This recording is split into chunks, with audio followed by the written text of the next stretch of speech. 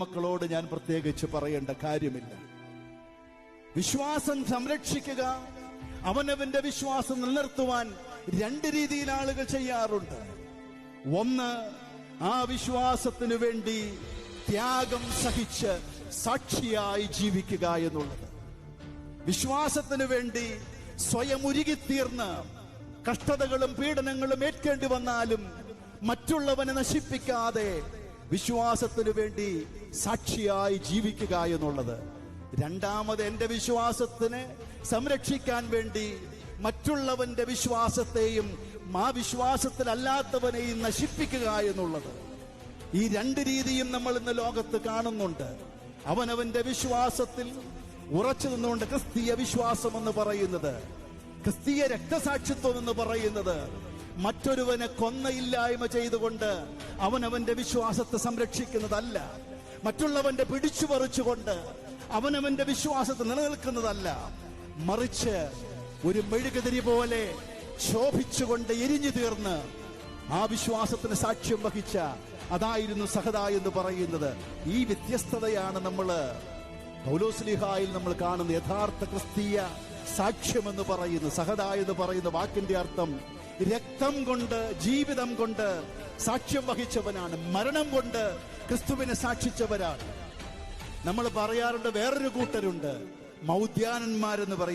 മൗദ്യാനന്മാരെന്ന് പറയുന്നത് വിശ്വാസത്തിന് വേണ്ടി ത്യാഗങ്ങളും കഷ്ടതകളും പീഡനങ്ങളും ഏറ്റുവാങ്ങി, എന്നാൽ അവര് മരിക്കാതെ അതിനുവേണ്ടി കൊല ചെയ്യപ്പെടാത്തവരെയാണ് മൗദ്യാനന്മാരുടെ ഗണത്തിൽപ്പെടുന്നത്. പറയുന്നത്, കഷ്ടതയോ പട്ടിണിയോ വാളോ മരണമോ ഇപ്പോൾ വരുവാനുള്ളതിനോ എന്റെ കർത്താവിന്റെ സ്നേഹത്തിൽ നിന്ന് എന്നെ വേർപിരിക്കാൻ കഴിയില്ല എന്ന് പറഞ്ഞ് ആ വിശ്വാസത്തിന് കർത്താവിന് വേണ്ടി രക്തസാക്ഷിത്വം വഹിച്ച് ശിരച്ഛേദനമേറ്റ് റോമോളം ചെന്ന് സാക്ഷിയായി തീർന്നവൻ. അനുഗ്രഹിക്കപ്പെട്ടവരെ, നമ്മുടെ വിശ്വാസ ജീവിത യാത്ര ഇത് തന്നെയാണ്. മലങ്കര സുറിയാനി, യാക്കോബായ സുറിയാനി സഭയുടെ ചരിത്രവും വ്യത്യസ്തമല്ല. ഇന്നത്തെ ഏവൻഗേലിയോൻ നിങ്ങൾ വായിച്ചു കേട്ടു. അവർ നിങ്ങളെ സംഘാലയങ്ങളിൽ പുറത്താക്കും, നിങ്ങളെ കൊല്ലുന്ന ദൈവത്തിന് വഴിപാടർപ്പിക്കുകയാണെന്ന് ചിന്തിക്കുന്ന നാഴികയും വരും. ഇതൊക്കെ പറയുമ്പോൾ ഈ അനുഭവങ്ങൾ നമ്മൾ ഇന്ന് കടന്നു പോവുകയാണ്. മുളന്തുരുത്തിയിലെ രാത്രി നൂറുകണക്കിന് പോലീസുകാർ വന്ന് ആയിരക്കണക്കിന് വരുന്ന കുഞ്ഞുങ്ങളെയും സ്ത്രീകളെയും ഞങ്ങൾ 4 മെത്രാപ്പോലീത്തമാരുണ്ടായിരുന്നു. അവിടെ നിന്ന് ക്രൂരമായി മർദ്ദിച്ച് പുറത്തിറക്കിയപ്പോൾ നിങ്ങൾ ഒരു കാര്യം ചിന്തിക്കണം. ഈ വിശ്വാസത്തിന്റെ ആ സഹദായ മോർഗീവർഗീസ് സഹദായുടെ തന്റെ വിശ്വാസത്തിനു വേണ്ടി, കർത്താവിന് വേണ്ടി ത്യാഗം സഹിച്ച് മറ്റൊരുത്തനെ കൊന്നോ ഇല്ലായ്മ ചെയ്തോ അല്ല, മറിച്ച് ത്യാഗത്തിലൂടെ, കഷ്ടതയിലൂടെ ആ വിശ്വാസം തെളിമയോടെ നിലനിർത്തിയെങ്കിൽ 58 പള്ളി കൊണ്ടുപോയിട്ടും 58 ദൈവമക്കളെ കൊണ്ടുപോകുവാൻ കഴിഞ്ഞില്ല എന്നുള്ളത് നിങ്ങൾ മനസ്സിലാക്കണം. അതോടൊപ്പം തന്നെ 45 ദിവസം അമ്മയുടെ മൃതശരീരം വീടിന്റെ മുറ്റത്ത് വെച്ച് വെക്കേണ്ടി വന്നതായ സാഹചര്യങ്ങളുണ്ടായി. സെമിനാരിക്കടുത്ത് ആ കണ്ണിയാട്ട് നിരപ്പ് അമ്മയുടെ മൃതശരീരം അടക്കിക്കുവാൻ സമ്മതിക്കാതെ മെഡിക്കൽ കോളേജിന് വിട്ടുകൊടുത്ത സംഭവം ഉണ്ടായി. ഞാനിതെല്ലാം പറയുന്നത് ആരെയും കുറ്റപ്പെടുത്തുവാൻ വേണ്ടിയിട്ടല്ല, മറിച്ച് ഈ പുതുപ്പള്ളിയിലെ ദൈവമക്കള് അനേക പ്രതിസന്ധികൾ വന്നു, പ്രയാസങ്ങൾ വന്നു, തീച്ചൂളകളിലൂടെ നടന്നു നീങ്ങേണ്ടി വന്നു. എന്നാലും ആ പരിശുദ്ധ സഭയുടെ വിശ്വാസം തള്ളിപ്പറയാതെ കർത്താവും രക്ഷിതാവുമായവന്റെ മുഖത്തേക്ക് നോക്കി, തിരുമുഖത്തേക്ക് നോക്കി ആ വിശ്വാസ ജീവിതയാത്ര നടത്തി കഴിഞ്ഞപ്പോൾ വിശുദ്ധനായ ഗീവർഗീസ് സഹദായെ നമ്മൾ ഓർക്കുമ്പോൾ നമുക്ക് ദൈവത്തോട് പ്രാർത്ഥിക്കാം. പ്രതിസന്ധികളിൽ കൂടെയിരിക്കുന്ന ദൈവമാണ്, പ്രയാസങ്ങളിൽ നമ്മെ നടത്തുന്ന ദൈവമാണ്.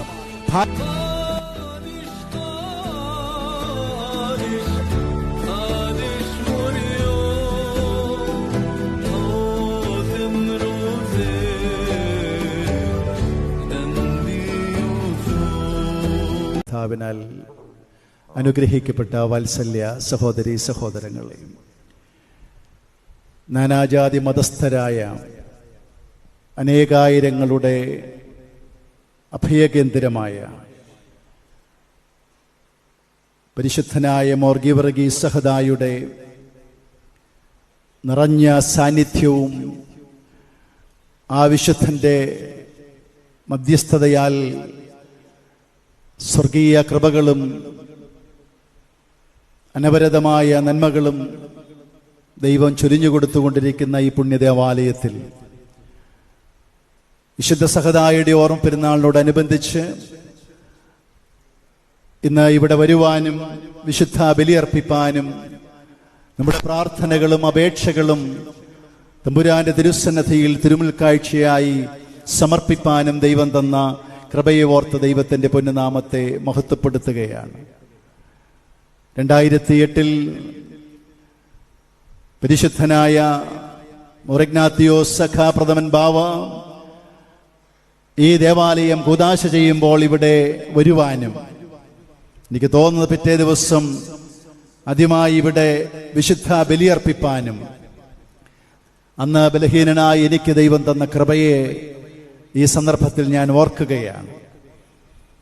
ഞാനിവിടെ നിൽക്കുമ്പോൾ മലങ്കരയുടെ സ്വർണ്ണനാവായിരുന്ന പുണ്യശ്ലോകനായ പെരുമ്പള്ളി തിരുമേനിയെ ഓർക്കാതെ ഇവിടെ നിന്ന് കടന്നു പോകുവാൻ സാധിക്കുകയില്ല.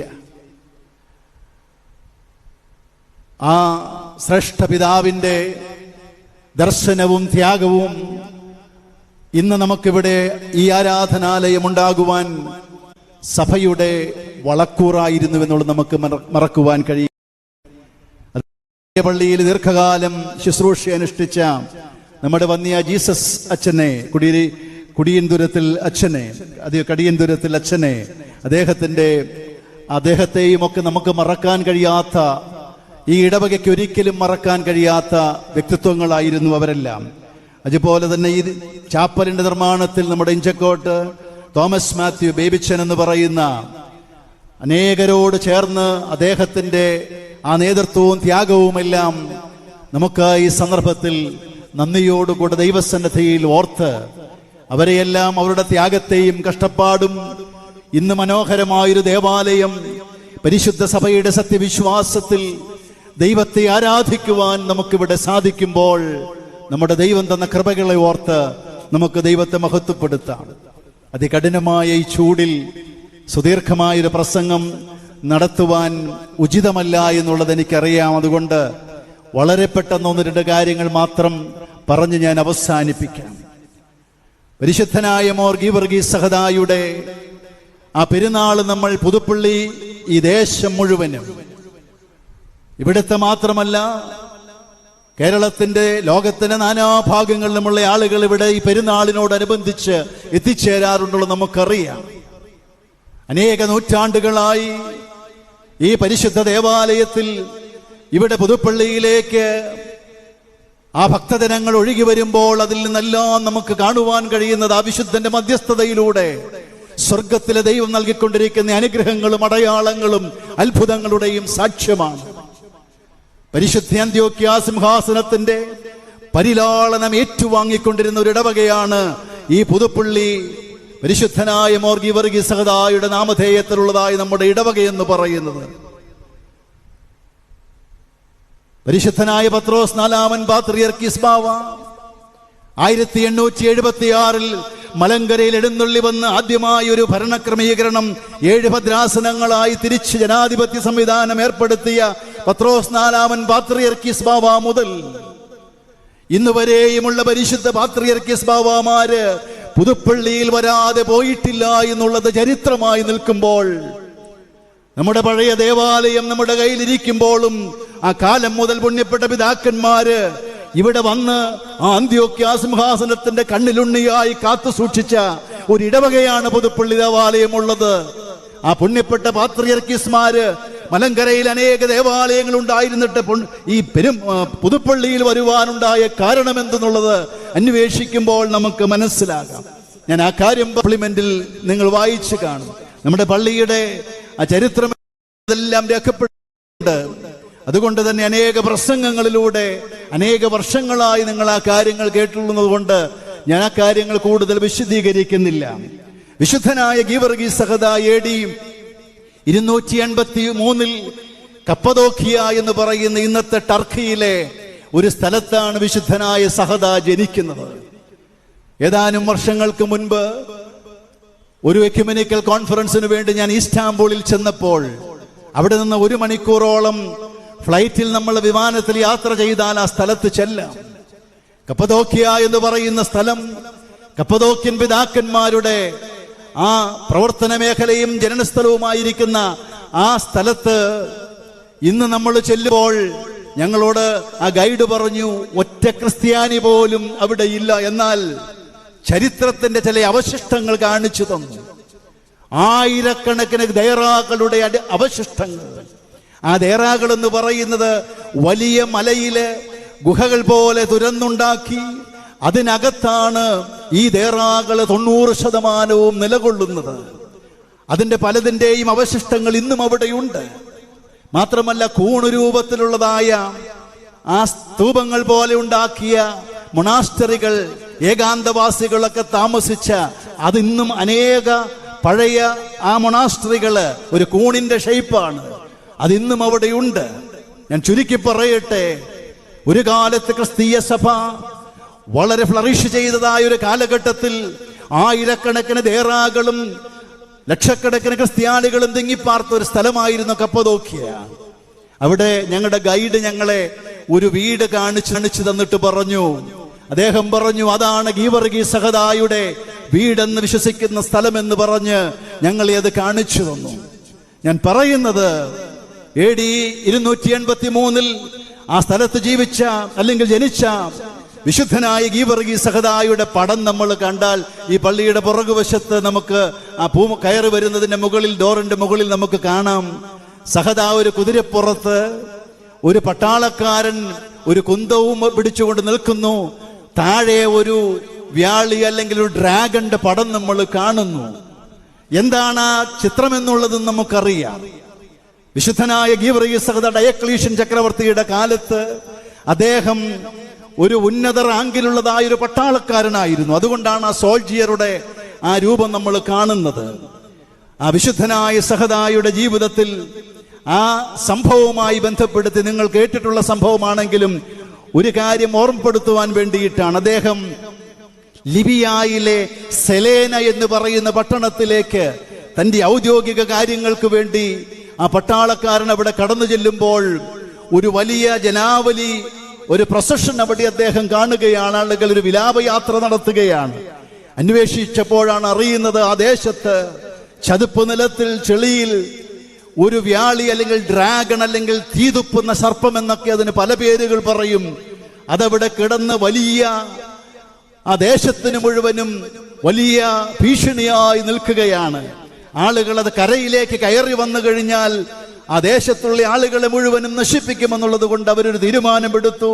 ഓരോ ദിവസവും 2 ആടുകളെ വെച്ച് നെറുക്കിട്ടെടുത്ത് ഓരോ വീട്ടിൽ നിന്നും ഇതിന് കൊടുക്കുവാൻ തീരുമാനിച്ചു.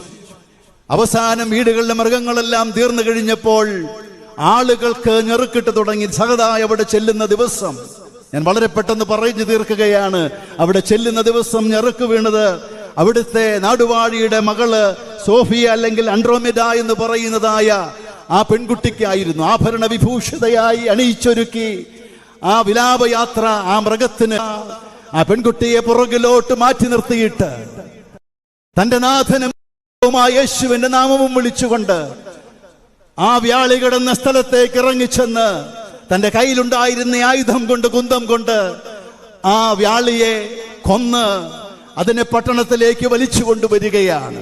അനുഗ്രഹിക്കപ്പെട്ടവരെ, ഞാൻ ആ സംഭവം വിവരിക്കാനല്ല ഇത് പറയുന്നത്. മറിച്ച് അദ്ദേഹം ക്രിസ്ത്യാനിയായിരുന്നു. അദ്ദേഹം ആ ചതുപ്പ് നിലത്തിലേക്ക് ഇറങ്ങിയത് ഒരു തന്റെ ക്രിസ്ത്യാനിയെ രക്ഷിക്കാനല്ല, മറിച്ച് തനിക്ക് യാതൊരു പരിചയവുമില്ലാത്ത ഒരു അന്യജാതിക്കാരി അല്ലെങ്കിൽ മറ്റൊരു സ്ത്രീയെ രക്ഷിക്കുവാൻ വേണ്ടി അദ്ദേഹം ചതുപ്പിലേക്ക് ഇറങ്ങി. കർത്താവിന്റെ നാമം വിളിച്ച് ആ സംഭവത്തോടുകൂടി അനേകർ ക്രിസ്തുവിലേക്ക് തിരിയുവാൻ തുടങ്ങി. ഇദ്ദേഹത്തിന്റെ ജീവിതത്തിന്റെ ആ വിശ്വാസവും അദ്ദേഹത്തിന്റെ ജീവിതത്തിന്റെ നന്മയും കണ്ട് അതോടുകൂടെ പീഡനങ്ങൾ ആരംഭിച്ചു. 4-ാം നൂറ്റാണ്ടില് ലക്ടാന്റിയൂസ് എന്ന് പറയുന്ന ഒരു ചരിത്രകാരൻ, അദ്ദേഹം പിന്നീട് പ്രത്യേകിച്ച് ഈ ഡയക്ലീഷ്യന്റെ അദ്ദേഹത്തിന്റെ ആ കൊട്ടാരത്തിലെ അവിടുത്തെ ഒരു ട്യൂട്ടറായിരുന്നയാളാണ്. അദ്ദേഹത്തിന്റെ chronicles on the death of the persecutors, chronicles on the death of the persecutors എന്ന് പറയുന്ന ഒരു പുസ്തകമുണ്ട്. അതിൽ ഡയക്ലീഷ്യനെ കുറിച്ച് പറഞ്ഞിരിക്കുന്നിടത്ത് ഇതിന്റെ ചില ഭാഗങ്ങൾ കൂടെ നമുക്ക് കാണുവാൻ കഴിയും. വിശുദ്ധനായ സഹദായേക്ക് വേണ്ടി വന്നതായ പീഡനങ്ങൾ, യേശുക്രിസ്തുവിൽ വിശ്വസിച്ചതിന്റെ പേരിൽ, ആ വിശ്വാസം തള്ളിപ്പറയാത്തതിന്റെ പേരിൽ അദ്ദേഹത്തെ ഇരുമ്പ് കൊണ്ടുള്ള ചെരുപ്പുണ്ടാക്കി അത് പഴിപ്പിച്ച് അദ്ദേഹത്തിന്റെ കാലുകൾ രണ്ടും അതിൽ വച്ചു. വിശ്വാസം ഉപേക്ഷിക്കാൻ പറഞ്ഞു, യേശുവിനെ തള്ളിപ്പറയാൻ പറഞ്ഞു. അദ്ദേഹം മനസ്സായില്ല. അദ്ദേഹത്തിന്റെ കാലുകൾ രണ്ട് ചക്രങ്ങളിൽ കെട്ടി രണ്ടു വശത്തേക്കും പിളർന്നു പോകുന്ന രീതിയിൽ അദ്ദേഹത്തെ പീഡിപ്പിച്ചു. അദ്ദേഹം അണുവിട പോലും വിശ്വാസത്തിൽ നിന്ന് മാറിയില്ല. കഴുത്തിൽ കല്ല് കെട്ടി കടലിലേക്ക് എറിഞ്ഞു. അവിടെ നിന്നും അദ്ദേഹം രക്ഷപ്പെട്ടു പോന്നു. അവസാനം അദ്ദേഹത്തെ കൊലപ്പെടുത്തി. ഞാൻ ചുരുക്കി പറയുന്നത്, ഈ പീഡനങ്ങളും പ്രതിസന്ധികളും എല്ലാം ഏറ്റുവാങ്ങേണ്ടി വന്നപ്പോഴും തന്റെ വിശ്വാസത്തിനു വേണ്ടി സാക്ഷ്യം വഹിച്ച ഒരു വിശുദ്ധ സഹദായെയാണ് നമ്മൾ ഓർക്കുന്നത്. അനുഗ്രഹിക്കപ്പെട്ടവരെ, വിശ്വാസത്തിനു വേണ്ടി ത്യാഗം സഹിച്ച കാര്യം പുതുപ്പള്ളിയിലെ ദൈവമക്കളോട് ഞാൻ പ്രത്യേകിച്ച് പറയേണ്ട കാര്യമില്ല. വിശ്വാസം സംരക്ഷിക്കുക, അവനവന്റെ വിശ്വാസം നിലനിർത്തുവാൻ രണ്ട് രീതിയിൽ ആളുകൾ ചെയ്യാറുണ്ട്. ഒന്ന്, ആ വിശ്വാസത്തിനു വേണ്ടി ത്യാഗം സഹിച്ച് സാക്ഷിയായി ജീവിക്കുക എന്നുള്ളത്. വിശ്വാസത്തിനു വേണ്ടി സ്വയം ഉരുകിത്തീർന്ന് കഷ്ടതകളും പീഡനങ്ങളും ഏൽക്കേണ്ടി വന്നാലും മറ്റുള്ളവനെ നശിപ്പിക്കാതെ വിശ്വാസത്തിനു വേണ്ടി സാക്ഷിയായി ജീവിക്കുക എന്നുള്ളത്. രണ്ടാമത്, എന്റെ വിശ്വാസത്തിനെ സംരക്ഷിക്കാൻ വേണ്ടി മറ്റുള്ളവന്റെ വിശ്വാസത്തെയും ആ വിശ്വാസത്തിലല്ലാത്തവനെയും നശിപ്പിക്കുക എന്നുള്ളത്. ഈ രണ്ട് രീതിയും നമ്മൾ ഇന്ന് ലോകത്ത് കാണുന്നുണ്ട്. അവനവന്റെ വിശ്വാസത്തിൽ ഉറച്ചു നിന്നുകൊണ്ട് ക്രിസ്തീയ വിശ്വാസം എന്ന് പറയുന്നത്, ക്രിസ്തീയ രക്തസാക്ഷിത്വം എന്ന് പറയുന്നത്, മറ്റൊരുവനെ കൊന്നയില്ലായ്മ ചെയ്തുകൊണ്ട് അവനവന്റെ വിശ്വാസത്തെ സംരക്ഷിക്കുന്നതല്ല. മറ്റുള്ളവന്റെ പിടിച്ചു പറിച്ചുകൊണ്ട് അവനവന്റെ വിശ്വാസത്തെ നിലനിൽക്കുന്നതല്ല. മറിച്ച് ഒരു മെഴുകുതിരി പോലെ ശോഭിച്ചുകൊണ്ട് എരിഞ്ഞു തീർന്ന് ആ വിശ്വാസത്തിന് സാക്ഷ്യം വഹിച്ച അതായിരുന്നു സഹദാ എന്ന് പറയുന്നത്. ഈ വ്യത്യസ്തതയാണ് നമ്മൾ പൗലോസ്ലീഹായിൽ നമ്മൾ കാണുന്ന യഥാർത്ഥ ക്രിസ്തീയ സാക്ഷ്യം എന്ന് പറയുന്ന. സഹദാ എന്ന് പറയുന്ന വാക്കിന്റെ അർത്ഥം രക്തം കൊണ്ട്, ജീവിതം കൊണ്ട് സാക്ഷ്യം വഹിച്ചവനാണ്. മരണം കൊണ്ട് ക്രിസ്തുവിനെ സാക്ഷിച്ചവരാണ്. നമ്മൾ പറയാറുണ്ട്, വേറൊരു കൂട്ടരുണ്ട്, മൗദ്യാനന്മാരെന്ന് പറയും. നമ്മളുടെ 4-ാമത്തെ തുബ്ദേനില് സഹദന്മാരും മൗദ്യാനന്മാരും നമ്മുടെ പാട്ടിലുണ്ട്. സഹദ മൗദ്യാനന്മാരും നമ്മൾ പാടാറുണ്ട്. മൗദ്യാനന്മാരെന്ന് പറയുന്നത് വിശ്വാസത്തിന് വേണ്ടി ത്യാഗങ്ങളും കഷ്ടതകളും പീഡനങ്ങളും ഏറ്റുവാങ്ങി, എന്നാൽ അവര് മരിക്കാതെ അതിനു വേണ്ടി കൊല ചെയ്യപ്പെടാത്തവരെയാണ് മൗദ്യാനന്മാരുടെ ഗണത്തിൽപ്പെടുന്നത്. എന്നാൽ രക്തസാക്ഷികൾ, മാർട്ടിയേഴ്സ് എന്ന് പറയുന്നത്, ജീവിതം കൊണ്ട് രക്തം കൊടുത്ത് ജീവൻ കൊടുത്ത് മരണപ്പെട്ട് കൊല്ലപ്പെട്ടവരാണ്. ഈ ക്രിസ്തീയ രക്തസാക്ഷിത്വത്തിന്റെ പ്രത്യേകത എന്ന് പറയുന്നത് പൗലോസ് അപ്പോസ്തലനിലേക്ക് നമുക്ക് നോക്കിയാൽ കാണാം. പൗലോസ്ലീഹായുടെ ജീവിതം അതാണ് ഏറ്റവും വലിയ സാക്ഷ്യമായി നിൽക്കുന്നത്. പൗലോസ് എന്ന് പറയുന്ന ശൗലിന്റെ പൂർവകാല ജീവിതം, തന്റെ വിശ്വാസം, താൻ ഒരു യഹൂദനായിരിക്കുമ്പോൾ ആ വിശ്വാസത്തിനെതിരായി നിന്നവനെയെല്ലാം കൊന്നൊടുക്കാനായി ഓടി നടന്നവനായിരുന്നു ശൗൽ എന്ന് പറയുന്ന ചെറുപ്പക്കാരൻ. അപ്പോസ്തല പ്രവർത്തികളിൽ സ്തെഫാനോസിന്റെ ആ സംഭവം വിവരിക്കുമ്പോൾ അവിടെ നമ്മൾ കാണുന്നുണ്ട്, സ്തെഫാനോസിനെ കല്ലെറിഞ്ഞു കൊല്ലുന്നവരുടെ വസ്ത്രം സൂക്ഷിച്ച ശൗൽ എന്ന് പറയുന്ന ഒരുവനെ കുറിച്ചവിടെ നമുക്ക് കാണുവാൻ കഴിയും. അവൻ എന്താ ചെയ്തത്? തന്റെ വിശ്വാസത്തിനു വേണ്ടി, ആ വിശ്വാസത്തിൽ നിന്ന് വ്യത്യസ്തമായി നിന്നവനെ കല്ലെറിഞ്ഞു കൊല്ലുവാൻ ഓടി നടന്നവനായ ആ ശൗൽ എന്ന് പറയുന്നവൻ, വേദപണ്ഡിതന്മാര് പറയുന്നത്, സ്തെഫാനോസിന്റെ തലയിലേറ്റ് ചിതറിച്ചതായ കല്ല് അത് കൊണ്ടത് ശൗലിന്റെ ഹൃദയത്തിലായിരുന്നു എന്നാ പറയുന്നത്. സ്തെഫാനോസ് രക്തസാക്ഷിയായി നിന്നുകൊണ്ട് പ്രാർത്ഥിക്കുന്ന പ്രാർത്ഥന, കർത്താവേ ഇവരോട് പൊറുക്കേണമേ, ക്ഷമിക്കണമേ, സ്വർഗം വിണ്ടുകീറി എന്നാണ് വേദപുസ്തകത്തില് ഗ്രീക്ക് ഭാഷയിൽ രേഖപ്പെടുത്തിയിരിക്കുന്നത്. ഞാൻ പറഞ്ഞു വരുന്നത്, ആ സ്തെഫാനോസിനെ കൊന്ന, തന്റെ വിശ്വാസത്തിനു വേണ്ടി മറ്റുള്ളവനെ കൊന്നു നടന്നവൻ ദമസ്കോസിന്റെ പടിവാതിൽക്കൽ വെച്ച് ക്രിസ്ത്യാനിയായി തീർന്ന് ക്രിസ്തുവിങ്കലേക്ക് വന്നപ്പോൾ പിന്നെ അവൻ ചെയ്ത അവന്റെ തീഷ്ണതയ്ക്ക് ഒരു കുറവുമുണ്ടായില്ല.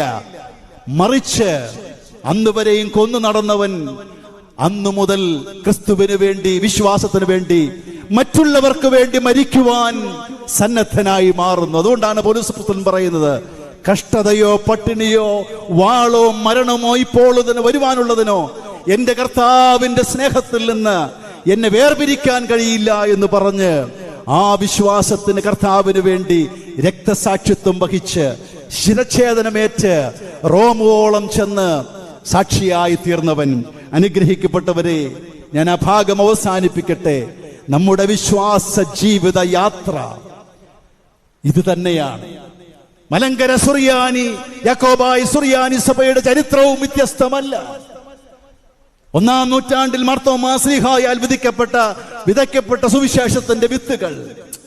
എന്നാൽ ഈ മലങ്കരയില് ആദ്യ നൂറ്റാണ്ട് മുതൽ പരിശുദ്ധ അന്ത്യോക്യ സിംഹാസനത്തിൽ നിന്ന് കടന്നു വന്ന പിതാക്കന്മാര്, നമുക്കറിയാം, AD 345 1-ാം സിറിയൻ കുടിയേറ്റം കേരള ചരിത്രത്തിന്റെ ഭാഗമാണ്.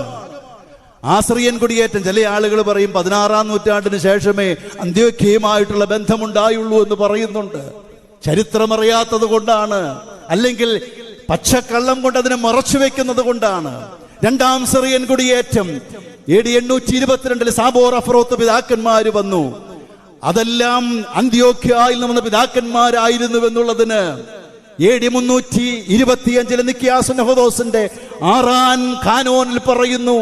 പടിഞ്ഞാറൻ പ്രദേശങ്ങൾ റോമാ പാത്രിയർക്കീസിന്റെ കീഴിൽ, ആഫ്രിക്കൻ പ്രദേശങ്ങൾ അലക്സാന്ദ്രിയൻ പാത്രിയർക്കീസ്, നമ്മുടെ കോപ്റ്റിക് എത്യോപ്യൻ സഭ, കിഴക്കൻ പ്രദേശങ്ങൾ മുഴുവനും അന്ത്യോക്യ പാത്രിയർക്കീസ്, ചൈന വരെയും. ഞാൻ ഏതാനും നാളുകൾക്ക് മുൻപ് ചൈനയിൽ ചെന്ന് കഴിഞ്ഞപ്പോൾ ഞാൻഷിങ് എന്ന് പറയുന്ന സ്ഥലത്ത് 7-ാം നൂറ്റാണ്ടിൽ കണ്ടെടുക്കപ്പെട്ട ഒരു സുറിയാനി ശിലാഫലകം, സിറിയൻ മിഷണറിമാർ അവിടെ വരെയും കടന്നു ചെന്ന കാലഘട്ടമാണ്. ഞാനിത് ചുരുക്കി പറയുന്നത്, പരിശുദ്ധ അന്ത്യോക്യ സിംഹാസനത്തിന്റെ പരിലാളനമേറ്റ് ഈ മലങ്കര മണ്ണിൽ ഈ പരിശുദ്ധ സുറിയാനി സഭ വളർന്നു വന്നത്. ആ ചരിത്രമൊക്കെ പറയാൻ മണിക്കൂറുകൾ വേണമെന്നാൽ ഒരു കാര്യം പറയട്ടെ. ഈ മെത്രാൻ കക്ഷിയിലെ എമ്മോ ജോൺ എന്ന് പറയുന്ന അച്ഛൻ സാന്ദർഭികമായിട്ടെങ്കിലും ഒരിക്കലൊരു കാര്യം പറഞ്ഞു. ചിലര് പറയുന്നു അന്ത്യോക്യയിൽ നിന്നൊന്നും വേണ്ട എന്ന്. ആ വിശ്വാസം പകർന്നു തന്ന വിശ്വാസത്തെ തള്ളിപ്പറയുമ്പോൾ അദ്ദേഹം ഒരുവിധം പണ്ഡിതനായ ഒരു മനുഷ്യനാണ്. അദ്ദേഹം ചരിത്രം പഠിച്ചിട്ടുള്ളയാളാണ്. അദ്ദേഹം പറഞ്ഞു, ഹിദായത്തുള്ള മോർ ഇവാനിയോസ് തിരുമേനിയെ കുറിച്ച് പറഞ്ഞ കൂട്ടത്തിൽ അദ്ദേഹം പ്രസംഗം യൂട്യൂബിൽ കിടക്കുന്നുണ്ട്. എമ്മോ ജോണച്ചൻ വൈദിക സെക്രട്ടേറിയറ്റ് ആയിരുന്നു മുൻപ്. അദ്ദേഹം അവരുടെ സഭയുടെ ഒരു വലിയ ചുമതല വഹിച്ചയാളാണ്. എമ്മോ ജോണച്ചൻ പറഞ്ഞൊരു കാര്യം ഇതാണ്: അന്ത്യോക്യയിലെ പിതാക്കന്മാര് കൊണ്ടുവന്നതല്ലാതെ നമുക്ക് ഇവിടെ ഒന്നുമില്ല. ഇത് ഞാൻ ഉണ്ടാക്കി പറയുന്നതല്ല, അദ്ദേഹത്തിന്റെ വാക്കുകളാണ്. ഈ ഹിദായത്തുള്ള ബാബ കൊണ്ടുവന്ന ആരാധനാക്രമങ്ങള്, നമ്മൾ ഈ ധരിക്കുന്ന അന്ന് കൊണ്ടുവന്നതായ പല കാര്യങ്ങളെ കുറിച്ച് ആ ലിസ്റ്റ് പറയുന്നുണ്ട്. ആരായിരുന്നു ഈ പിതാക്കന്മാര്? ഈ ഹിദായത്തുള്ള ബാബായെ കുറിച്ച് പോലും അദ്ദേഹം പറയുമ്പോൾ വിശ്വാസത്തിന് വേണ്ടി ത്യാഗം സഹിച്ച്, അത് പറയാൻ വേണ്ടിയിട്ടാണ് ഞാനിത് പറഞ്ഞത്. ആ കാലഘട്ടത്തിൽ 1685 കോതമംഗലത്ത് ബാവ മലങ്കരയിലേക്ക് വരുന്നത്. കോതമംഗലത്ത് ബാവ ഇവിടെ വരുന്ന കാലഘട്ടം പോർച്ചുഗീസുകാരുടെ വരവോടുകൂടെ ഇവിടെ സുറിയാനി സഭയും പാരമ്പര്യങ്ങളുമെല്ലാം അസ്തമിക്കുന്ന സമയമാണ്. ആ സമയത്താണ് പരിശുദ്ധ അന്ത്യോക്യ സിംഹാസനത്തോട് അപേക്ഷിക്കുന്നത്. ഇവിടെ നേതൃത്വം ഇല്ലാതെ ഈ സഭ നിന്നു പോവുകയാണെന്ന് പറയുമ്പോൾ മർദീനിൽ വച്ചുകൂടിയ സുന്നഹദോസിൽ പരിശുദ്ധ പാത്രിയർക്കീസ് ബാബ ചോദിച്ചു, ആര് പോകും മലങ്കരയിൽ നമ്മുടെ മക്കളുടെ അടുക്കലേക്ക്? എല്ലാവർക്കും പേടിയാണ്. കാരണം ഇവിടുത്തെ രാഷ്ട്രീയ സാഹചര്യങ്ങൾ ഒട്ടും അനുകൂലമല്ല. മാത്രമല്ല, ഇന്നത്തെ പോലെ വിമാനമോ ഇവിടെ വരാൻ മാർഗങ്ങളൊന്നുമില്ല. കടൽ വഴി വരണം. 92 വയസ്സുള്ള ബാവ, കോതമംഗലത്തെ ബസേലിയോസ് ബാവ, ആ പുണ്യപ്പെട്ട പിതാവ് പറഞ്ഞു, എന്റെ മക്കളുടെ അടുക്കലേക്ക് ഞാൻ പോകാം. നിങ്ങളൊന്ന് ചിന്തിച്ച്, 60 വയസ്സായ നമ്മുടെ കാരണന്മാര് വിദേശത്തെ മക്കളുടെ അടുത്തേക്ക് യാത്ര പുറപ്പെടുമ്പോ അവിടെ ചെന്നെത്തുന്നത് വരെ നമ്മുടെ ഉള്ളിൽ തീ കത്തുകയാണ്. നമുക്ക് സ്വസ്ഥതയുണ്ടാവില്ല അവരവിടെ ചെല്ലുന്നത് വരെ. 92 വയസ്സുകാരൻ സുഖിക്കാൻ വന്നതാണോ? ആ പുണ്യപ്പെട്ട ബാബ അവിടെ നിന്ന് പുറപ്പെട്ട്, ചുരുക്കി പറയുകയാണ്, തലശ്ശേരിയിൽ വന്ന് ഇറങ്ങി പള്ളിവാസൽ ഹൈറേഞ്ച് വഴി, അതുകൊണ്ടാണ് പള്ളിവാസൽ എന്ന് പറയുന്ന സ്ഥലം മൂന്നാറിനടുത്ത്. ഒന്നതിന്റെ 2 ദിവസം മുൻപ് അവിടെ വലിയ വെള്ളപ്പൊക്കമുണ്ടായി, ഒത്തിരി ആളുകൾ മരിച്ചു. അവിടെ ഒരു താൽക്കാലികമായ ഒരു ത്രോണോസ് ഉണ്ടാക്കി വിശുദ്ധ കുർബാന അർപ്പിച്ച്, അതുകൊണ്ടാണ് പള്ളിവാസൽ എന്ന പേരുണ്ടായതെന്നാണ് പറയുന്നത്. കോതമംഗലത്ത് വന്ന് ആ സംഭവങ്ങളൊക്കെ 13 ദിവസമല്ലേ ജീവിച്ചിരുന്നുള്ളൂ.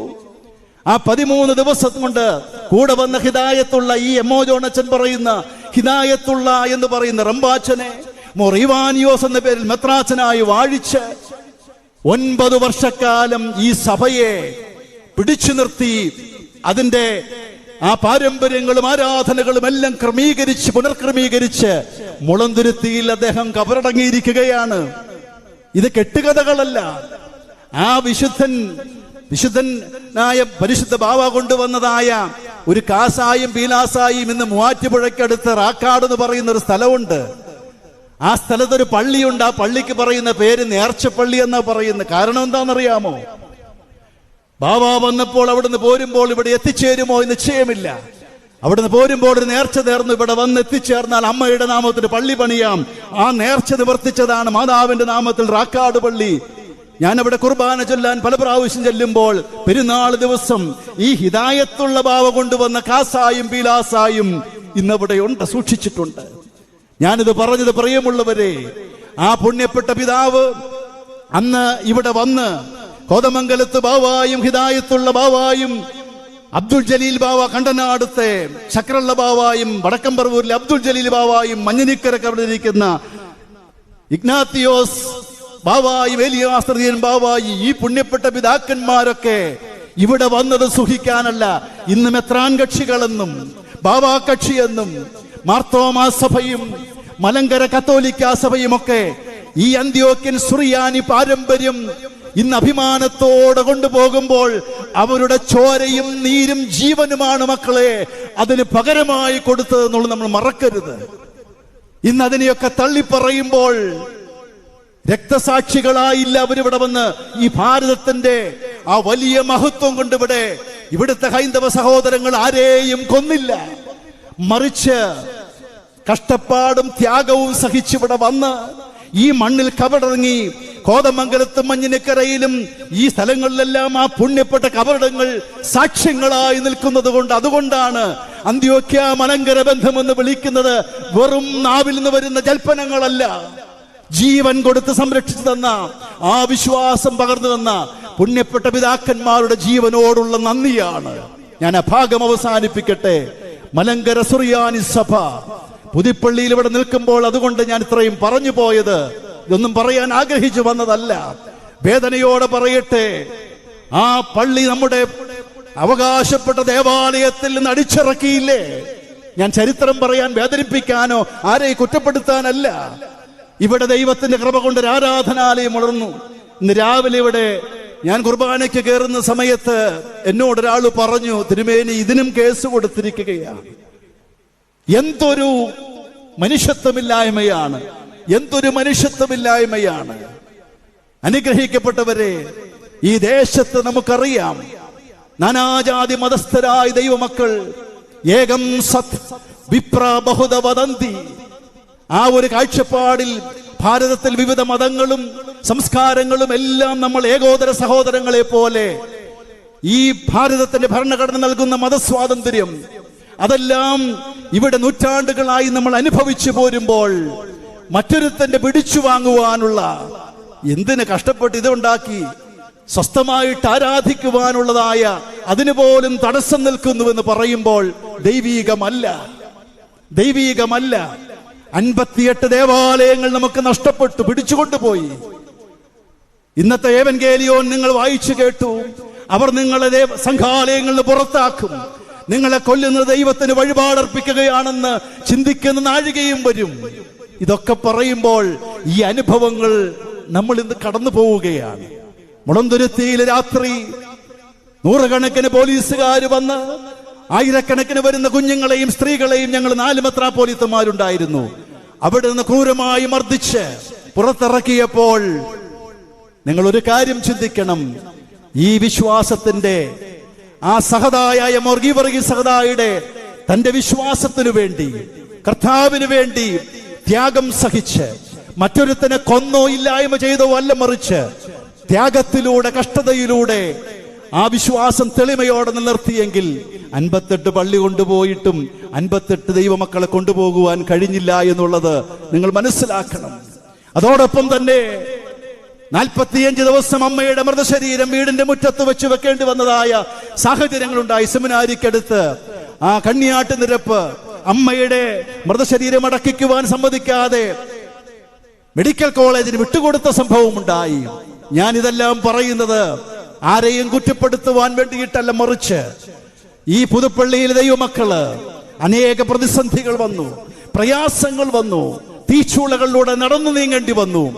എന്നാലും ആ പരിശുദ്ധ സഭയുടെ വിശ്വാസം തള്ളിപ്പറയാതെ കർത്താവും രക്ഷിതാവുമായവന്റെ മുഖത്തേക്ക് നോക്കി, തിരുമുഖത്തേക്ക് നോക്കി ആ വിശ്വാസ ജീവിതയാത്ര നടത്തി കഴിഞ്ഞപ്പോൾ വിശുദ്ധനായ ഗീവർഗീസ് സഹദായി നമ്മൾ ഓർക്കുമ്പോൾ നമുക്ക് ദൈവത്തോട് പ്രാർത്ഥിക്കാം. പ്രതിസന്ധികളിൽ കൂടെയിരിക്കുന്ന ദൈവമാണ്, പ്രയാസങ്ങളിൽ നമ്മെ നടത്തുന്ന ദൈവമാണ്.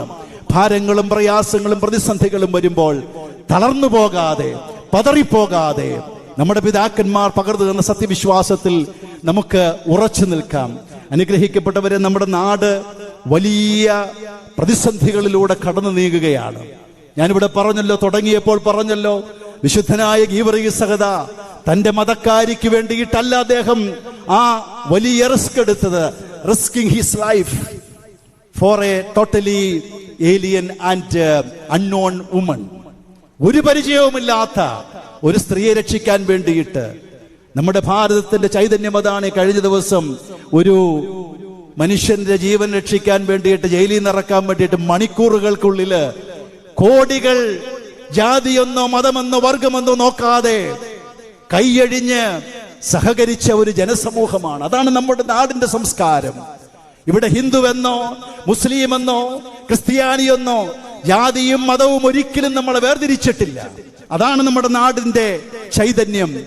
സഹദായുടെ ജീവിതത്തിൽ നമ്മൾ കണ്ടതും അത് തന്നെയാണ്. അതുപോലെ തന്നെ ഇന്ന് വളർന്നു വരുന്ന വർഗീയത, മതത്തിന്റെയും ജാതിയുടെയും പേരിൽ മനുഷ്യനെ വേർതിരിക്കുവാൻ, രാഷ്ട്രീയ പ്രത്യയശാസ്ത്രങ്ങളുടെ പേരിൽ മനുഷ്യനെ വേർതിരിക്കുവാൻ ശ്രമിക്കുന്നതായ ശക്തികൾ, അതോടൊപ്പം തന്നെ നമ്മുടെ കുഞ്ഞുങ്ങളും ചെറുപ്പക്കാരും പ്രത്യേകം കരുതേണ്ടതായ വ്യാളി. ഇവിടെ ഈ ഡ്രാഗണെ പോലെ ഇന്ന് സമൂഹത്തിൽ വർഗീയത ഒരു ഡ്രാഗണായി സഹദാ കൊന്ന ആ വ്യാളിയെ പോലെ ഇവിടെ ഇന്ന് ആ സമൂഹത്തിലേക്ക് വർഗീയതയുടെ വിത്തുകൾ വരുമ്പോൾ, കരുതലോടിരിക്കുമ്പോൾ തന്നെ മദ്യത്തിന്റെയും മയക്കുമരുന്നിന്റെയും സെക്സിന്റെയും റാക്കറ്റുകൾ, ഞാനിത് നമ്മുടെ കുഞ്ഞുങ്ങളോട് പ്രത്യേകം പറയാൻ കാരണം ഏതാനും ഞാൻ നിങ്ങളെ പറഞ്ഞ് അവസാനിപ്പിക്കുകയാണ്. കുറച്ചു നാളുകൾക്ക് മുൻപ് ഒരു കുഞ്ഞിനെ പ്രാർത്ഥിക്കാൻ കൊണ്ടുവന്നു. കൈ നിറയെ, പെൺകുട്ടിയാണ്, 10-15 വയസ്സുണ്ട്. കൈ നിറയെ ഇങ്ങനെ മുറിവുകളാണ്, വരഞ്ഞു കയറിയിരിക്കുകയാണ്. ഞാൻ ചോദിച്ചപ്പോൾ അവര് പറഞ്ഞു, ഒരു കാര്യം പറഞ്ഞു, വെക്കേഷനില് +2 കഴിഞ്ഞിട്ട് കൊച്ച് പാർട്ട് ടൈം ജോബിന് വേണ്ടിയിട്ട്, പോക്കറ്റ് മണിക്ക് വേണ്ടി ജോലിക്ക് പോയതാ പെൺകുഞ്ഞ്. അപ്പനും അമ്മയും ഈ കൊച്ച് 1-2 ആഴ്ച കഴിഞ്ഞപ്പോഴത്തേക്കും കയ്യിൽ നല്ലൊരു ഐഫോൺ കയ്യിലുണ്ടായി. എവിടെ നിന്നാണ് ചോദിച്ചപ്പോ ജോലി എടുത്തതിന്റെ അകത്ത് കിട്ടിയ പൈസയാണെന്ന് പറഞ്ഞു. ആ ഐഫോൺ എന്ന് പറയുന്നത് ഏറ്റവും എക്സ്പെൻസീവായ ഒരു ഐഫോൺ. അത് കഴിഞ്ഞ് ഈ കുഞ്ഞിന്റെ ജീവിത ശൈലി മാറി, ഒത്തിരി വിലപിടിപ്പുള്ള വസ്ത്രങ്ങളും ഒക്കെ വാങ്ങിക്കാൻ തുടങ്ങി. അപ്പോൾ എല്ലാം പറഞ്ഞു, ഈ 2-3 ആഴ്ച കേറ്ററിങ്ങിനൊക്കെ പോയി കഴിഞ്ഞാൽ എന്ത് കിട്ടും നമുക്കറിയാം. ഞാൻ ചുരുക്കി പറയട്ടെ, ഒരു ദിവസം വൈകുന്നേരം പോലീസ് ആ കുഞ്ഞിനെ വീട്ടിലേക്ക് കൊണ്ടുവന്നു. അബോധാവസ്ഥയില് ഒരു ഡ്രഗ് മാഫിയയുടെ കണ്ണിയായി മാറി, അതിന്റെ ഏജന്റായിട്ട് മാറി. ആ കുഞ്ഞവസാനം ഡ്രഗ് അഡിക്റ്റായി. അവസാനം ആ കുഞ്ഞിനെ ട്രീറ്റ്മെന്റ് കൊടുത്ത് ഈ ഡ്രഗ് കിട്ടാതെ വരുമ്പോ കൈ പറഞ്ഞു തെറിയിരിക്കുന്ന മുറിവുകള് ഉണങ്ങിയിരിക്കുന്നതാണ് കാണാൻ കഴിഞ്ഞത്. ഞാൻ ഇത്രയും പറഞ്ഞത് എന്തിനാണെന്ന് വെച്ചാൽ, ഇതുപോലെയുള്ള ഗീവർഗീസ് സഹദാ ആ ദേശത്തെ പെൺകുട്ടിയെ ആ ഡ്രാഗണിൽ രക്ഷിച്ചുവെങ്കിൽ, ഇതുപോലുള്ളതായ തിന്മകള് നമ്മുടെ സമൂഹത്തിലും നമ്മുടെ ചുറ്റുപാട് നിൽക്കുമ്പോൾ കരുതലോടുകൂടെ മുന്നോട്ട് പോകുവാൻ തക്കവണ്ണം നമുക്ക് നമ്മുടെ വിശ്വാസ ജീവിതത്തിൽ ഉറച്ചു നിന്നുകൊണ്ട് കർത്താവിന്റെ തിരുമുഖത്തേക്ക് നോക്കി നമുക്ക് മുന്നോട്ട് പോകാമെന്ന് മാത്രം പ്രാർത്ഥിച്ചുകൊണ്ട്, നമ്മുടെ ദേശത്തിന്റെ സമാധാനം, ഐക്യം, ഇവിടെ പള്ളിപ്പെരുന്നാളിന് ഹിന്ദുവും മുസ്ലിമും ഒരുമിച്ച് ചേരും. അമ്പലത്തിലെ ഉത്സവത്തിന് എല്ലാവരും ഒരുമിച്ച് ചേരും. മോസ്കിലെ അവരുടെ ആ പെരുന്നാളിന് എല്ലാവരും ഒരുമിച്ച് ചേരും. ഈ ഒരു സാഹോദര്യവും സൗഹൃദവും നഷ്ടപ്പെടുത്തുവാൻ ഒരു ശക്തികളെയും അനുവദിക്കാതെ നമുക്ക് നമ്മുടെ നാടിന്റെ ചൈതന്യവും കൂടെ നിലനിർത്തിക്കൊണ്ട് മുന്നോട്ട് പോകുവാൻ ദൈവത്തിന്റെ പരിശുദ്ധാത്മാവ് വിശുദ്ധനായ സഹദായുടെ ആ വിലയേറിയ മധ്യസ്ഥതയിലൂടെ നമ്മെ അനുഗ്രഹിക്കട്ടെ എന്ന് പ്രാർത്ഥിച്ചുകൊണ്ട് ഈ പെരുന്നാളിൽ സംബന്ധിക്കുവാൻ സാധിച്ചതിൽ ദൈവത്തെ മഹത്വപ്പെടുത്തിക്കൊണ്ട് എല്ലാവരെയും ദൈവകരങ്ങൾ സമർപ്പിച്ച് പ്രിയപ്പെട്ട അച്ഛനോടും ഭരണസമിതി അംഗങ്ങളോടുമുള്ള നന്ദിയും സ്നേഹവും അറിയിക്കുന്നു. നമ്മുടെ പ്രിയപ്പെട്ട ചാണ്ടിയോമ്മന്റെ സാന്നിധ്യം, അദ്ദേഹം ഇവിടെ ഈ ദേവാലയത്തിലേക്ക് കടന്നു വന്ന് സാന്ദർഭികമായിട്ട് ഞാൻ അദ്ദേഹത്തെ കണ്ടു. അദ്ദേഹം കാൻഡിഡേറ്റ് ആകുന്നതിന് മുൻപ് തന്നെ ചാണ്ടിയെ എനിക്കറിയാം. അദ്ദേഹത്തിന്റെ പിതാവ് സുഖമില്ലാതിരുന്ന കാലഘട്ടത്തിൽ ഒരു മകന്റെ അപ്പനെക്കുറിച്ചുള്ള വേദനയും കരുതലും എന്താണെന്നുള്ളത് മറ്റാരേക്കാൾ കൂടുതൽ അടുത്തറിഞ്ഞൊരു വ്യക്തിയാണ് ഞാൻ. ഓരോ സന്ദർഭങ്ങളിലും ജർമ്മനിക്ക് ട്രീറ്റ്മെന്റിന് പോയ സമയത്ത് ഒക്കെ, ബാംഗ്ലൂരായിരുന്ന സമയത്തൊക്കെ ഒരു ആഴ്ചയിൽ ഒരു പ്രാവശ്യം എന്ന രീതിയിൽ പലപ്പോഴും അദ്ദേഹം വിളിച്ച് ഓരോ കാര്യങ്ങൾ പങ്കുവെച്ചുകൊണ്ടിരുന്നു. ഇലക്ഷന് മുൻപ് ഒക്കെ സെമിനാരിയിൽ പല പ്രാവശ്യം വന്നു. ആ പിതാവിൻ്റെ പാതകളെ പിന്തുടർന്നുകൊണ്ട് നമ്മുടെ നാടിൻ്റെ അഭിമാനമായി ഇന്ന് ഈ ദേശത്തിൻ്റെ ജനപ്രതിനിധിയായി തിരഞ്ഞെടുക്കപ്പെട്ടിരിക്കുമ്പോൾ അദ്ദേഹത്തിൻ്റെ ആ ലാളിത്യവും തലക്കനമില്ലാത്ത പെരുമാറ്റ രീതിയും എല്ലാവർക്കും അപ്രോച്ചബിളാണ്. ആ നല്ല ഒരു സ്വഭാവ ഗുണം എല്ലാവരും അപ്രീഷിയേറ്റ് ചെയ്യുന്നൊരു കാര്യമാണ്.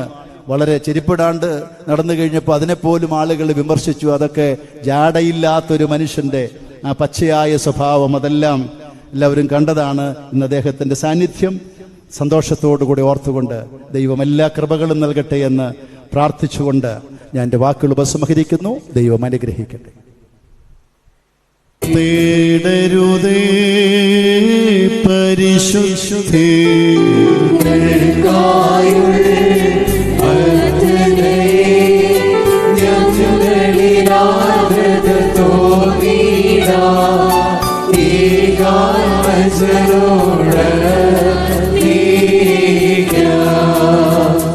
കർത്താവിനാൽ അനുഗ്രഹിക്കപ്പെട്ടവരെ, നമ്മുടെ കാവൽ പിതാവായ പരിശുദ്ധനായ മോർ ഗീവർഗീസ് സഹദായോടുള്ളതായ മധ്യസ്ഥ പ്രാർത്ഥനയുടെ സമയമാണ്.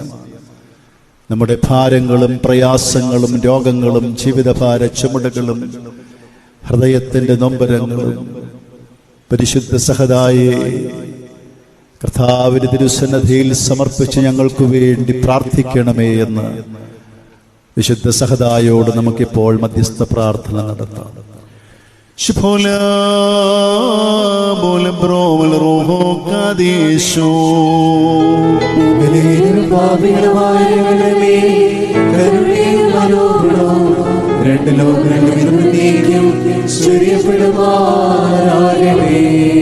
കർത്താവിനോടുള്ള സ്നേഹത്തെ പ്രതി കഷ്ടതകൾക്കും മരണത്തിനുമായി സ്വയം ഏൽപ്പിച്ചു കൊടുത്ത് കർത്താവിന്റെ ഇഷ്ടനായി തീർന്ന ഞങ്ങളുടെ പരിശുദ്ധ പിതാവായ മോർ ഗീവർഗീസ് സഹദാ, അങ്ങേക്ക് ഭാഗ്യം.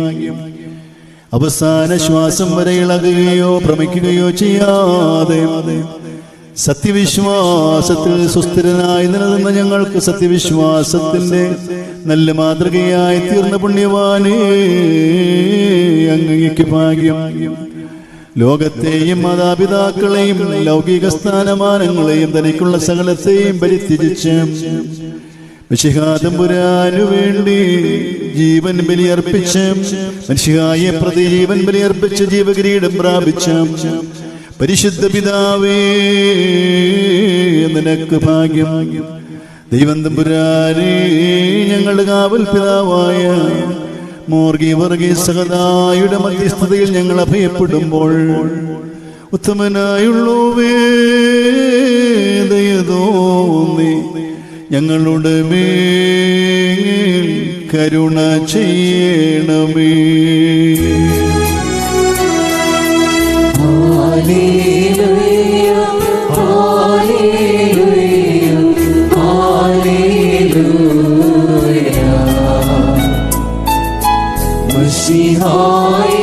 പ്രതി തവ ജീവൻ ബലി നൽകിയമോ സഹദായുടെ തിരുനാമം ഭൂസ്വർഗങ്ങളിൽ ശ്രീശമദാക്കിയ മശിഹാ രാജാ കർത്താവേ സഹദായുടെ പുണ്യസ്മരണ ആഘോഷി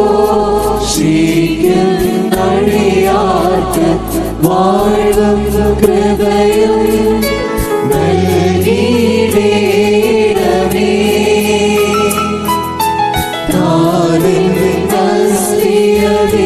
ശക്തി രോഗങ്ങളിലാകത്തിടുന്നു അണിയാത്ത ഭയവുമേ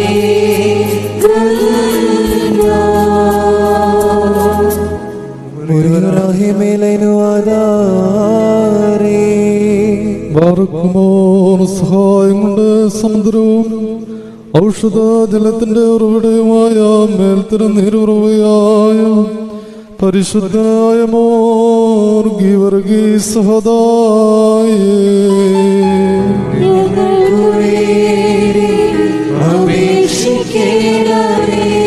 അവസാനത്തെ തുള്ളി രക്തത്തോളം തന്റെ യജമാനെ എതിർത്ത് പറയാതെ ഇടപെടാതെ പോരാടി വിജയകിരീടം പ്രാപിച്ച നിസ്തുല്യ യോദ്ധാവായ പരിശുദ്ധനായ മോർ ഗീവർഗീസ് സഹദായേ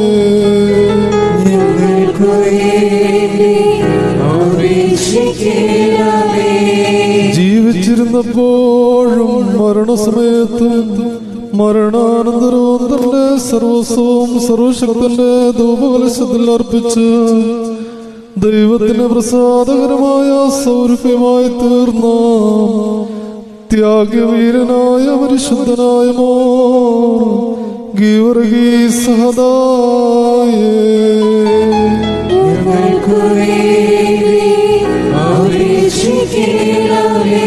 വിശ്വാസികൾക്ക് ഭയങ്കരനും സത്യവിശ്വാസികൾക്ക് നല്ല മാതൃകയും ദുഃഖിതർക്ക് ആശ്വാസകേന്ദ്രവും രോഗികൾക്ക് ഔഷധവുമായി സർവശക്തന്റെ മഹാസാക്ഷിയായ പരിശുദ്ധനായ മോർ ഗീവർഗീസ് സഹദായേ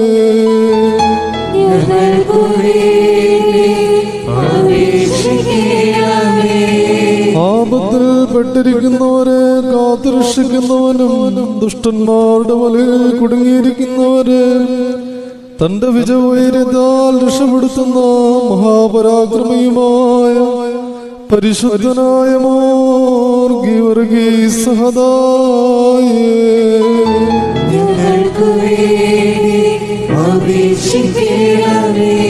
തന്നെ വിളിച്ചപേക്ഷിക്കുന്ന സത്യവിശ്വാസികളുടെ സന്നിധിയിൽ അതിവേഗം പാഞ്ഞെത്തി അവർക്ക് ഉടനെ തന്നെ സങ്കട നിവൃത്തി വരുത്തി കൊടുക്കുന്ന അത്ഭുതകരനായ പരിശുദ്ധനായ മോർ ഗീവർഗീസ് സഹദായേ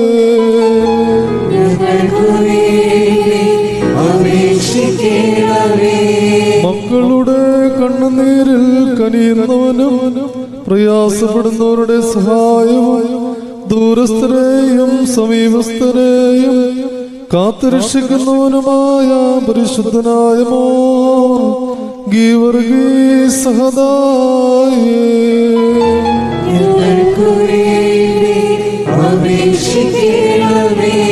പരിശുദ്ധ പിതാവേ, അവിടുത്തെ യജമാനന്റെ സന്നിധിയിൽ ഞങ്ങൾക്ക് വേണ്ടി പ്രാർത്ഥിക്കണമേ. വിലപിച്ചിരിക്കുന്നവരെ ആശ്വസിപ്പിക്കണമേ. നാനാവിധ രോഗങ്ങളാലും അംഗവൈകല്യങ്ങളാലും ക്ലേശിക്കുന്നവരെ സുഖപ്പെടുത്തി ആശ്വസിപ്പിക്കണമേ. മശിഹായുടെ ആട്ടിൻകൂട്ടത്തിന്റെ ഉറങ്ങാത്ത കാവൽക്കാരാ, ഞങ്ങളെ കാത്തുരക്ഷിക്കണമേ. കർത്താവേ, നിന്റെ ശ്രീഭണ്ഡാര വിചാരിപ്പുകാരന്റെ പ്രാർത്ഥനയാൽ ഞങ്ങൾക്ക് വാഴ്വുകൾ അരുളണമേ. അവന്റെ നാമത്തിൽ നിന്നോട് അപേക്ഷിക്കുന്ന മക്കളെ നീ നിരാശപ്പെടുത്തരുതേ. ദുഃഖങ്ങളിൽ നിന്നും ദുഷ്കാലങ്ങളിൽ നിന്നും ദുഷ്ടമനുഷ്യരുടെ ചതിവുകളിൽ നിന്നും കുതന്ത്രങ്ങളിൽ നിന്നും സമീപനങ്ങളിൽ നിന്നും ഇടതൂട്ടുകാരുടെ ചതിപ്രയോഗങ്ങളിൽ നിന്നും ക്ഷുദ്രങ്ങളിൽ നിന്നും ഞങ്ങളെ കാത്തുരക്ഷിക്കണമേ. നാം 3 പ്രാവശ്യം കുറിയേലായിസോനെന്ന് ഏറ്റുചൊല്ലണം.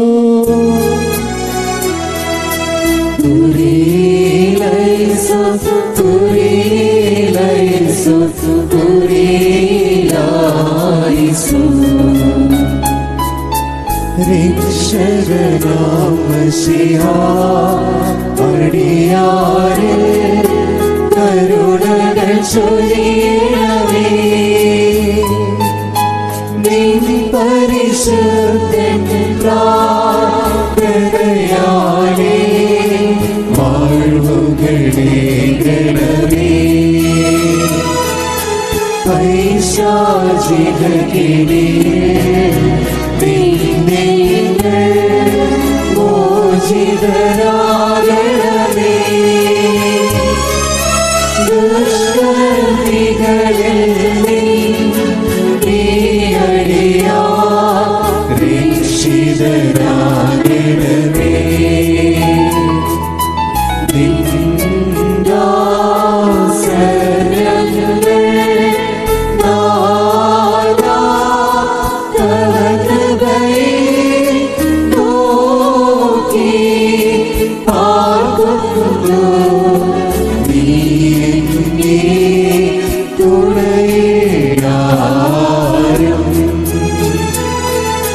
ശാന്തി സമാധാനം ഭോജനവും ഞങ്ങളെ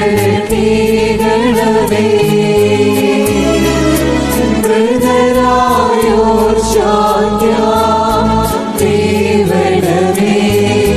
തവ തിരുസന്നിധിയിൽ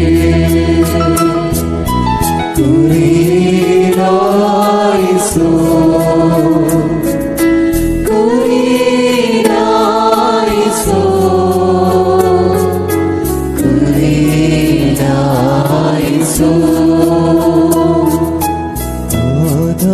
കൃപ ചെയ്തിടണമേ.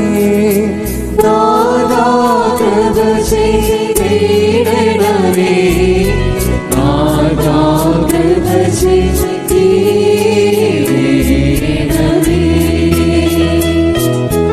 നാഥാ കൃപ ചെയ്യണമലിവാ.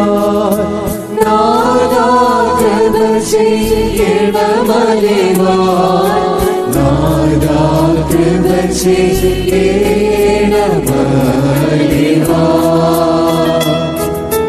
നാഥാ ഉത്തരമരുളണമേ. നാഥാ ഉത്തരമരുളണമേ. നാഥാ ഉത്തരമരുളണമേ.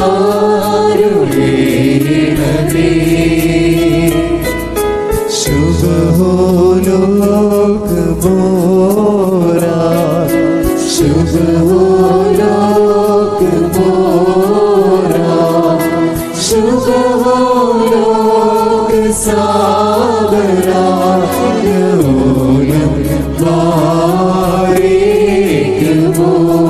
സ്വർഗസ്ഥനായ ഞങ്ങളുടെ പിതാവേ, നിന്റെ നാമം പരിശുദ്ധമാകണമേ. നിന്റെ രാജ്യം വരണമേ. നിന്റെ ഇഷ്ടം സ്വർഗ്ഗത്തിലെ പോലെ ഭൂമിയിലുമാകണമേ. ഞങ്ങൾക്ക് ആവശ്യമുള്ള അപ്പം ഞങ്ങൾക്ക് തരണമേ. ഞങ്ങളുടെ കടങ്ങൾ ക്ഷമിച്ചതുപോലെ ഞങ്ങളുടെ പാപങ്ങൾ ഞങ്ങളോട് ക്ഷമിക്കണമേ. പരീക്ഷയിലേക്ക് ഞങ്ങളെ പ്രവേശിപ്പിക്കരുതേ. പിന്നെയോ ദുഷ്ടനെ രക്ഷിക്കണമേ. എന്തുകൊണ്ടെന്നാൽ രാജ്യവും ശക്തിയും മഹത്വവും എന്നേക്കുമുള്ളതാകുന്നു. ആമേൻ. പരിശുദ്ധനായ മോർ ഗീവർഗീസ് സഹദായുടെ മധ്യസ്ഥ പ്രാർത്ഥന മുഖാന്തരമായി കരുണ്യവാനായ കർത്താവ് നിങ്ങളുടെ കടങ്ങൾ പരിഹരിക്കുകയും പാപങ്ങൾ ക്ഷമിക്കുകയും നിങ്ങളുടെ രോഗികൾക്ക് സൗഖ്യം നൽകുകയും നിങ്ങളുടെ മരിച്ചുപോയവരുടെ ആത്മാക്കളെ ആശ്വസിപ്പിക്കുകയും നിങ്ങളുടെ ഭവനങ്ങൾക്ക് ശാന്തിയും സമാധാനവും നൽകുകയും ചെയ്യുമാറാകട്ടെ.